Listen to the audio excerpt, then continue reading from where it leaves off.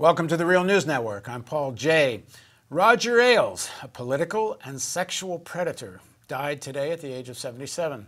The leader of Fox News, Ailes played a critical role in building the political power of the extreme right. AP reports that Democrats had an 82-seat House majority when Fox News was launched in 1996. Republicans now have a 45-seat majority, a swing of 127 seats. It's far worse for Democrats in state houses across the country, where they've lost more than 900 seats since 2009. The GOP has total control of government in at least 25 states and partial control in 20 others.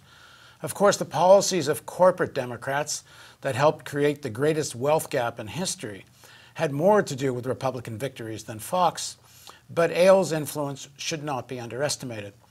I met Ailes once when he came into our studio space at the Democratic Party convention. He came in, put his arm around me, and smiled for the camera. I couldn't believe he knew the Real News or me, and as it turned out, he was just mugging for a documentary film crew that was following him around. It was truly the most bizarre moment at the convention. That is, until the next even more bizarre thing happened. After shaking my hand, Ailes walked over to one of my female colleagues, put his hand on her shoulder. He looked at me, winked, and said, "Be sure to take care of your ladies." This was only weeks after he'd been fired for being a sexual predator at Fox. The arrogance and complete lack of inhibition of the man who lived drunk on money and power was truly amazing. Ailes might have believed the dangerous political nonsense his station peddled, but he believed in something more. Ailes is quoted as saying, "People think I stayed in politics because I wanted conservatives to run the world," he said to the New York Times in 1995. Actually, it was the money. That likely sums up the real motivation for Fox News and its hosts. It's about the money, and how much damage they do to the American people is quite besides the point. Now joining us to discuss the significance of Roger Ailes' life and work is Jeff Cohen.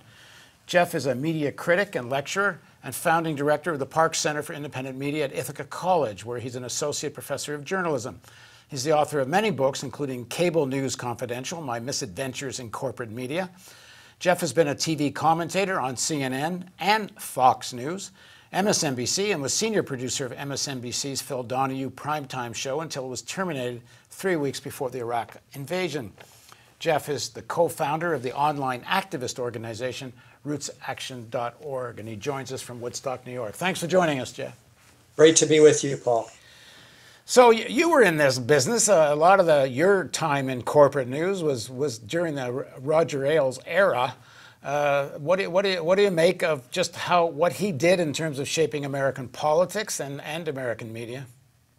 I don't think there's an individual that I can think of who had more impact on U.S. politics in the last 20 years than Roger Ailes.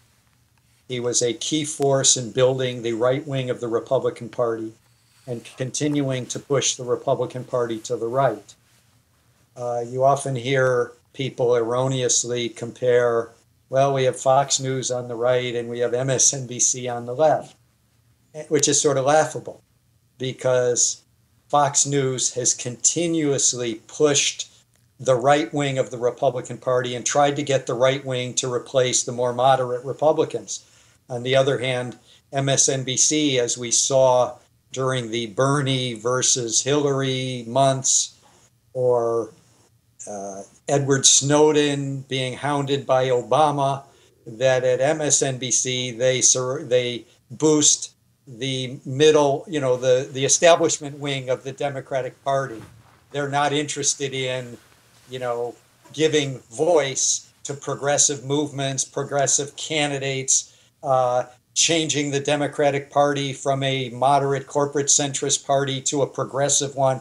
So that parallel leaves me cold. But Roger Ailes has had a huge impact. He was a genius as a propagandist.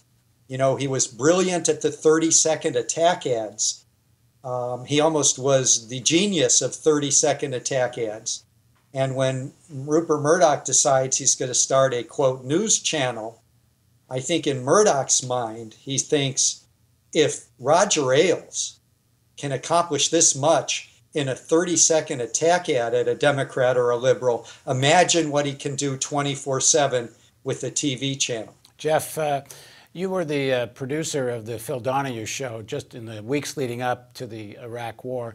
To me, if there's two major crimes of Ailes, one is how he helped prepare conditions for the Iraq War, and we'll get to the next one, which is climate change, or climate change denial.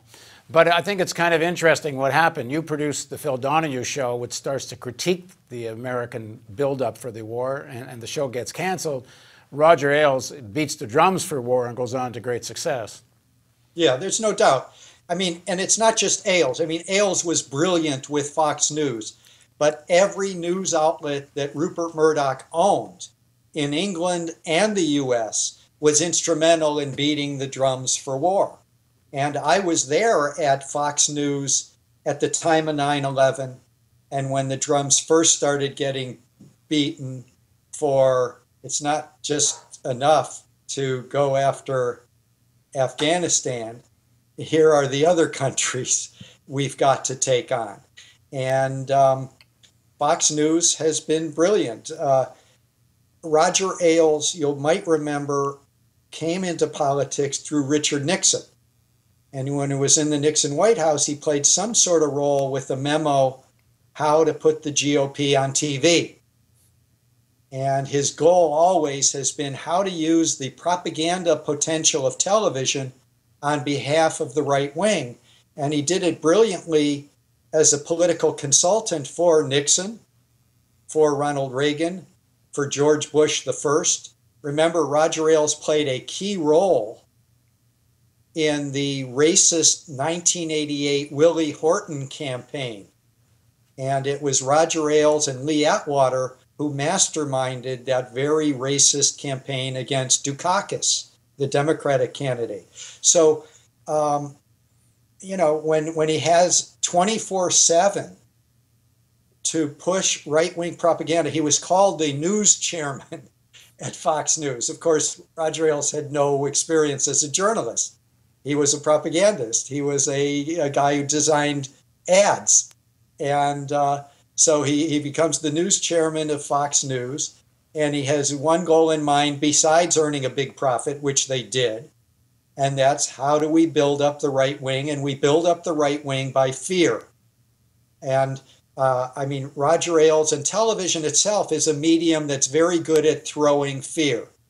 So in my view, when I say he's at least as important as any single individual in American politics in the last 20 years, I can't imagine there being a President Trump without there having been a Roger Ailes and Fox News. And Bush and George Bush II said he probably wouldn't have been president without Roger Ailes. He said that today. No doubt, but I think that Trump is more of an Ailes candidate. I mean, keep in mind that when I was at Fox News the first 5 years I was on the air, I got to know Fox News viewers. They are not intellectuals. They are not well-read, but they are ardent voters. So Ailes had millions of voters. He had a lot of impact, especially in off-year elections. And the worldview that Roger Ailes and Fox News put forward is that the people who are getting the best of us are racial minorities, women, foreigners, immigrants, terrorists, and they're getting the best of white males. They're getting the best of our depleted U.S. military. They're getting the best of our beleaguered big corporations, who at Fox News, of course, are called job creators. And he was able to create this upside-down worldview that millions of Trump supporters believe today. He comes from this school. You connect Lee Atwater's. I would say, in the beginning, I said a political and sexual predator. A lot of the news today about his death is talking about him as a sexual predator. But Lee Atwater, Roger Stone, and Ailes, who all were operatives for various Republican presidential candidates, they're really from the Goebbels school of propaganda, which is, tell a lie and keep telling it, and then when it's countered, tell another lie to counter that. It proved to be very successful, and then you take that to the scale of a television network with Murdoch money behind it. It becomes enormously influential, and you run into people, for example, climate change. I put as maybe even more damaging in the long run the role Fox and Ailes have played in climate change denial or climate crisis denial. You run into people. We go to Dundalk near Baltimore and talk to people about climate change. And you're told, well, climate change is just a conspiracy of the government to raise taxes and so on and so on, which is, they're getting from Fox. The influence and the damage that they've done is quite profound. It's hoax after hoax. You're right that the war on Christmas. It's basically a Fox News Channel concoction. And the irony is, the one time I ever met Roger Ailes was at a Fox News Channel holiday party. And the invitation didn't say Christmas party, it said holiday party. That didn't mean that Fox News was anti-Christmas or anti-Christian. But we've heard that year after year after year. They've been wrong about Planned Parenthood. Fox News helped put Acorn out of business with the series of hoax and crazily edited, deceptively edited videotapes. You mentioned the Iraq invasion. Fox News has got die-hard viewers. They swear by Fox News. And these people are active and they don't miss an election. So the importance of Ailes is helping the right wing within the Republican Party continue to ascend and helping recruit millions of voters who will push the right wing of the Republican Party, not just against Democrats, but against moderate or establishment Republicans. I watch Fox News every night. I do it so you don't have to. And they are not friendly to Paul Ryan. They are not friendly to Mitch McConnell. A lot of the Fox News hosts see those people as vacillating moderates.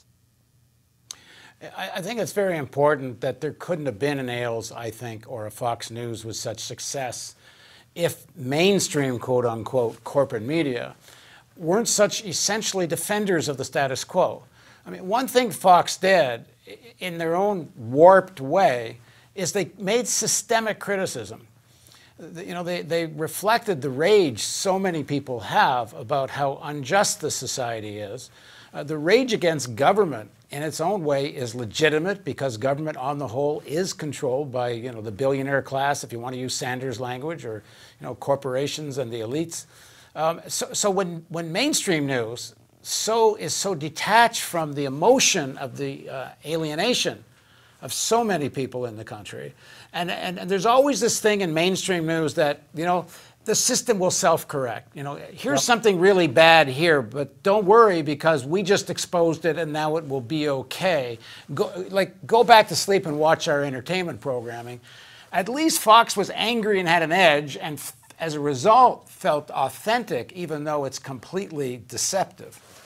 You're right. There's anger in the land, and Fox News was brilliant at tapping into it and misdirecting it. Fox News, it's almost unconstitutional at Fox News to take on big corporations unless it's Hollywood.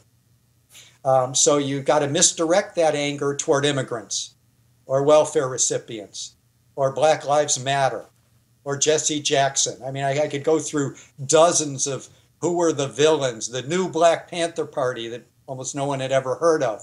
They've always had villains. They've always had someone to blame at Fox News.